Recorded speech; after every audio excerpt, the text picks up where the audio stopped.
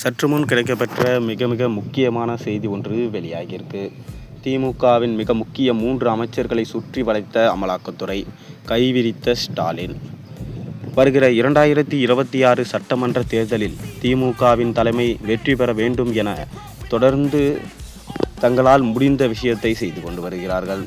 கூட்டணியை வலுப்படுத்தி கொண்டு இம்முறை களம் காண வேண்டும் என தொடர்ந்து திமுக தலைவர் ஸ்டாலின் அவர்கள் வலியுறுத்தி வருகிறார்.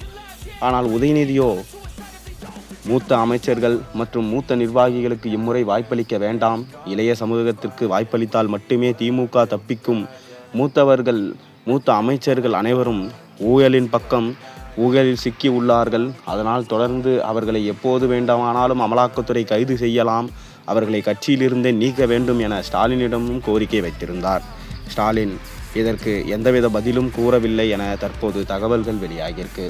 அவர்களை கட்சியிலிருந்து நீக்க முடியாது, அவர்களால் தான் திமுக என்னும் கட்சியே வளர்ந்தது, திமுக என்னும் இந்த கட்சி இந்த நிலைமைக்கு இருக்க காரணமே இவர்கள்தான், அவர்களை விட்டுவிட்டு திமுகவில் அரசியல் செய்ய முடியாது, மக்கள் இளம் தலைமுறையினர் ஓட்டு கேட்டால் அவர்களுக்கு தங்களது ஓட்டுகளை வாய்ப்பளிக்க மாட்டார்கள், ஆனால் இவர்களின் முகத்தை பார்த்தே அவர்கள் வாக்களிப்பார்கள் என ஸ்டாலின் அவர்கள் கூறியதாக தற்போது தகவல்கள் வெளியாகியிருக்கு.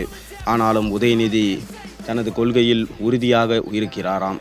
தொடர்ந்து அமித்ஷாவும் மிக முக்கியமான 3 அமைச்சர்களை தங்கள் வளையத்திற்குள் கொண்டு வந்துள்ளாராம். அவரது டேபிள் மீது 10 அமைச்சர்களின் ஃபைல்ஸ் உள்ளது. அதில் மிக முக்கியமான 3 அமைச்சர்கள் என்றால் KN நேரு, துரைமுருகன், பொன்முடி, KSSR ராமச்சந்திரன் போன்ற அமைச்சர்கள் அந்த வளையத்திற்குள் இருக்கிறார்களாம். அதனால் அவர்களை தற்போது CBI ரைடு மூலமாகவோ அமலாக்கத்துறையின் வளையத்திற்குள் கொண்டு வந்து கைது நடவடிக்கை மேற்கொண்டு சிறையில் அடைக்க வேண்டும் என்கின்ற திட்டத்தை செயல்படுத்த வேண்டும் என அமித்ஷா வலியுறுத்தியுள்ளாராம். இதனால் ஸ்டாலினிடம் தஞ்சம் புகுத்துள்ள அமைச்சர்கள் தங்களை எப்படியாவது இதிலிருந்து காப்பாற்ற வேண்டும், தங்களுக்கு மீண்டும் அமைச்சராக வாய்ப்பளிக்க வேண்டும் என கேட்டுள்ளாராம்.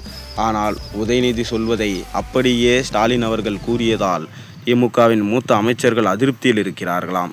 அதனால் மிக முக்கியமான அமைச்சர்கள் தாவேகா பக்கம் தாவுவதற்கு தற்போது தயாராக இருப்பதாகவும் செய்திகள் வெளியாகியிருக்கிறது.